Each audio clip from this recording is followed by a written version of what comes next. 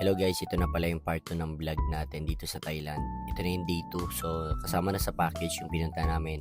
Meron kami pinuntahan dito na dalawang temple. Ito yung pinakang una sa package na binayaran namin.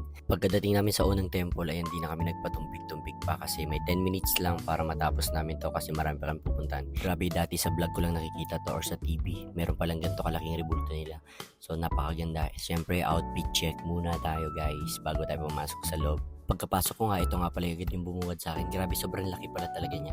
So nakikita ko yan dati guys sa vlog, sobrang lit lang. Ito nga pala yung unang temple na napunta namin. At luckily, pinapasok kami nung nagbabantay dyan. So kailangan maghubad ng sapatos para hindi madumen yung carpet nila.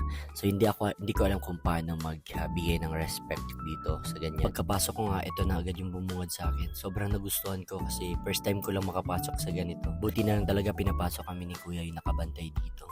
Kasi sumisilip kami sa bintana para makita namin yung loob. And ayun, binuksan niya talaga yung pinto para makapasok kami. Binigyan din kami ng pre-water. Tapos sobrang nakitang pawis na pawis yung kapatid ko. Kaya binigyan niya rin ng tissue. Ganyan siya kabait. Tapos pinicturean niya kami. Siya na rin yung nag-insist na siya yung magpipicture sa amin. Kaya binigyan na lang din namin siya ng tip. Hindi ko alam kung pwede sa kanila. Pero tinanggap naman niya. Kaya ayun, sobrang bait talaga niya.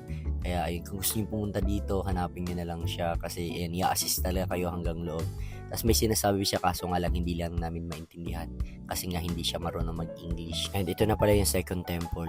So dito guys, hindi ko na pinakita kung paano kami pumunta dito pero nagbangka pa rin kami papunta dito sa pangalawang temple. Ito yung nadaanan namin kanina. Pumasok ako sa taas, medyo maliit lang siya pero sobrang lawak ng harapan niyan. Kaya parang dito yung pinang simbahan nila kumbaga sa ating simbahan. So dito yung binibigyan nila ng nakalagay dito yung mga rebulto. Ang ganda talaga ng place nila and medyo nagkamaling ako dito kasi hindi ko napansin. May sapatos pala ako pagpasok kaya pinalo ako. Ayun, napalo talaga ako nang nagbabantay dito kasi hindi ko talaga alam na nakasapatos ako. Hindi ko rin nakita na bawal pala talaga pumasok ng nakasapatos. Sa may labas ang daming bell na nakalagay. Hindi ko alam kung tumutunog yan. So ito rin yung pinakang umagaw sa akin ng attention. Panoorin nyo guys.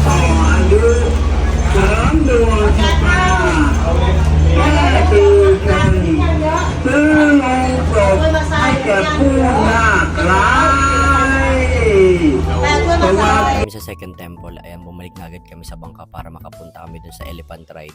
Malapit lang din pala yun dito, siguro mga travel time lang nila is 8 minutes to 10 minutes lang.